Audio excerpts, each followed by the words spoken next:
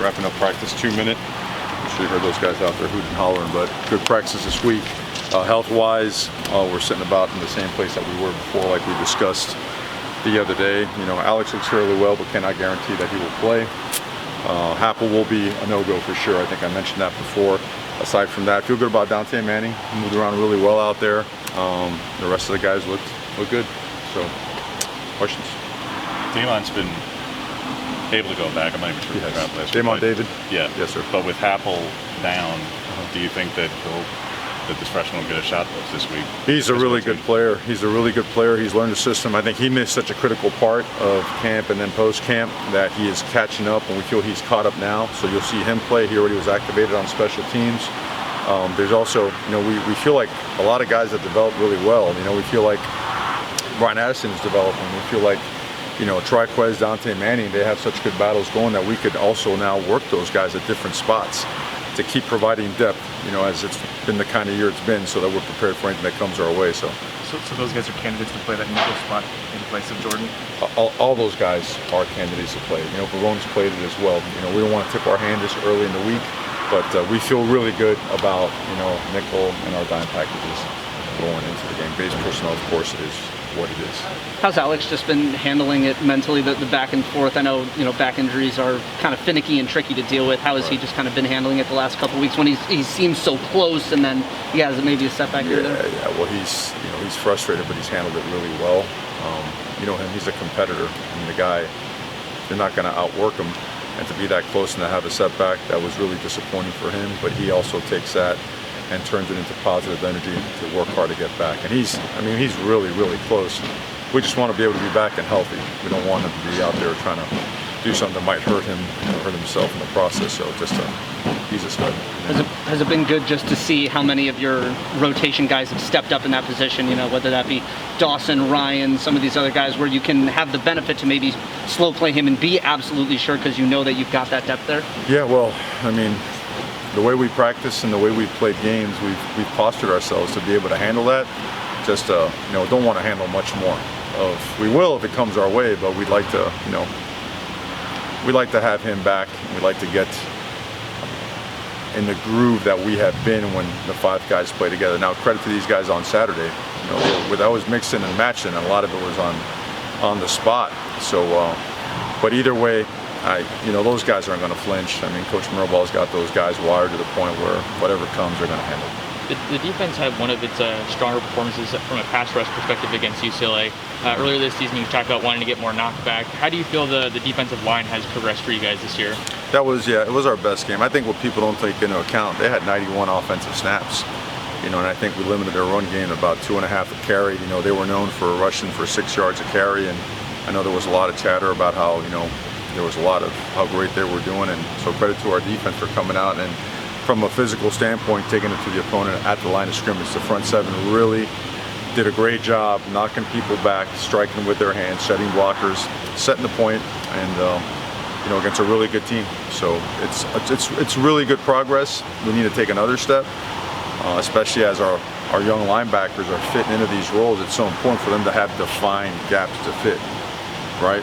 You imagine being a guy like Jeffrey Bassa, Keith Brown, you know, all these guys that are playing it, you know, Jabril McNeil, and those gaps are moved and guys are bounced around. That's difficult, right, with all that stuff coming at you. So the fact that they're playing so much better has really helped us out, and you know, and they know that we're going to even put more on them to play harder, to play more physical up front, because to achieve what we want to achieve, we got to be better at the line of scrimmage across the board. Thorless and Popo are 2 guys that play positions that don't get a lot of statistics. Can you speak, though, just how important they've been for stopping the run and creating those gaps and just the development you've seen between those 2 guys? You know, but statistically, how we grade, it's really high. Real high productivity. For what they want to do for a career, excellent as well. Yeah, they've changed their bodies in the offseason, right? They've changed the way that they move, the way that they bend, the way they come out of their hips. They've developed explosive power. And they've matched it with a lot of upper body strength enhancement as well. So when they put their hands on you, those are heavy-handed guys that can control blockers. And a lot of times they're getting double teamed. I mean, that's a different world now. You know, there's no, you know, cupcakes and milk there inside there. It's go time, and they handle it really well. they played banged up, they played when they're healthy, they pushed through plays, and they know we're going to push them even more because that's what our team needs for us to be successful. I was watching the UCLA game again, and just the sheer size of your guys' defensive line compared to theirs, and just what have you thought of the maturation of that group just from 3 or 4 years ago it has been like? It just feels like you guys are just bigger, faster, stronger. It's getting better, it's getting better. We're not where we need to be yet. We know, there's a certain vision that we have. I know everybody wants to get there yesterday, but you have to recruit a certain way, you have to train a certain way, you have to develop a certain way, you have to eat a certain way. That's the fun part, right? But we're gaining a lot of ground. We are, and it's showing up. It's really starting to show up. So foot on the gas, and let's keep getting better, and let's see how far we can take it. Coach, did you ever get an answer on the delay of game if it's a snap count? What is the rule on that? On which one? I'm The sorry? delay of game, and if it was a snap count, is that what it was? That they were For us, that they called on our defense? Yeah, into the first Yeah, half. that it was at our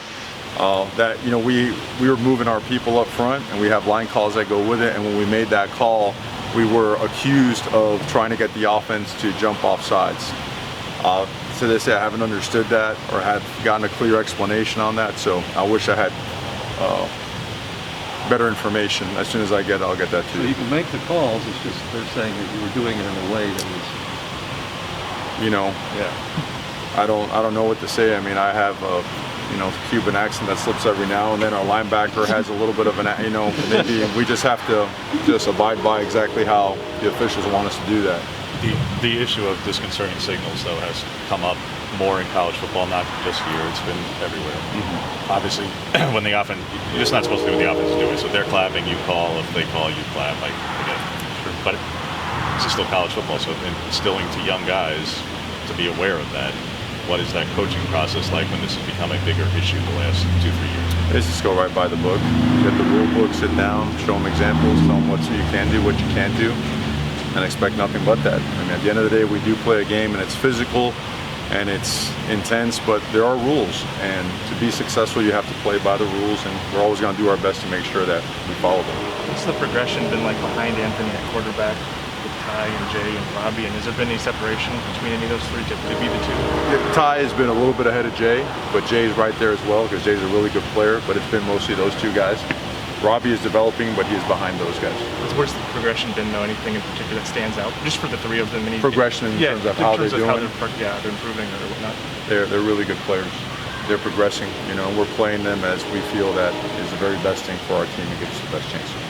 Jeffrey Bossa has really stepped up in that linebacker position, especially given that that was not the position that he was, originally recruited to play. Is that something that where you look at, even when these linebackers come back, that is something that is in the mix for him, positionally going forward, maybe not just toward the end of the season, but afterward as well? No, he, and that's something we've tried to make clear from the beginning so that no one has any misconceptions. He was unselfishly volunteered himself to help the football team, knowing that at the end of the season that he'll have the opportunity to go back to safety, which is a position that he wants to play and that he came here to play. So I think the fact that he's getting the understanding of, he understands the pass game, has always understood it really well. He's getting a crash course like PhD in run fits and how everything ties in together. This is going to be invaluable for his development as a safety. So to answer your question, he will be back at safety after the season. Between the injuries on the offensive line and Kingsley's decision, just what is that number 2 unit, what does that look like right now? Well, we're a little bit banged up, we're a little bit thin, but it's not much different minus one of what we had before. So I'm sure you guys could piece it together with the guys that have been playing, the guys that we have put into 2 deep, so you just got to subtract one from that. Is Jalen then the 4th tackle outside of Oh, I'm not going to get Jordan's? into who exactly is where. You know that. We got our guys, they're repping. We feel very strongly about the way they're developing and the fact that we could put them in there and they'll be successful. Is the door open for him to come back if he wants to? I know when you go into the portal, you've seen players come back, or is it like closed shut?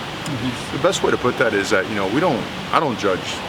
I really don't. I don't judge. It's like you respect people and you expect to be respected back, and that's what transpires, And we work really hard with everybody to develop and to have the best possible experience, development cycle, all that kind of stuff. So we don't judge, we just adjust and we move forward.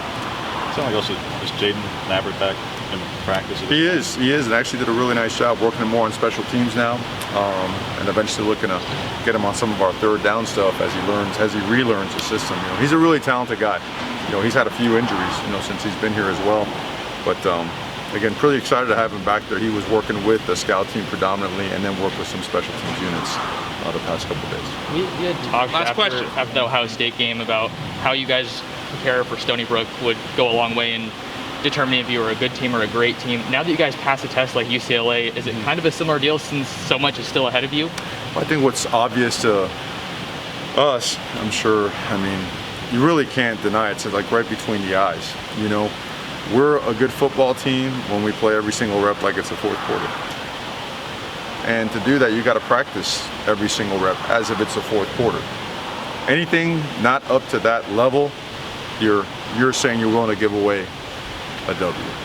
That's the best way to put it, and that's the way it's been postured to the team, because that's honest, that's truthful, and I don't think anybody is good enough. Nowadays in college football, you see every single week there are upsets galore, right? No one's good enough to do anything but their absolute best in preparation leading up to the game and then playing through the game. So we've taken that approach. The leadership council's done a great job enforcing that, and you know the old saying, man, some people learn through consequence and some people don't learn. You know, we've learned that when we're not at our best, we can suffer a massive consequence, and we feel like going forward we're in a better place.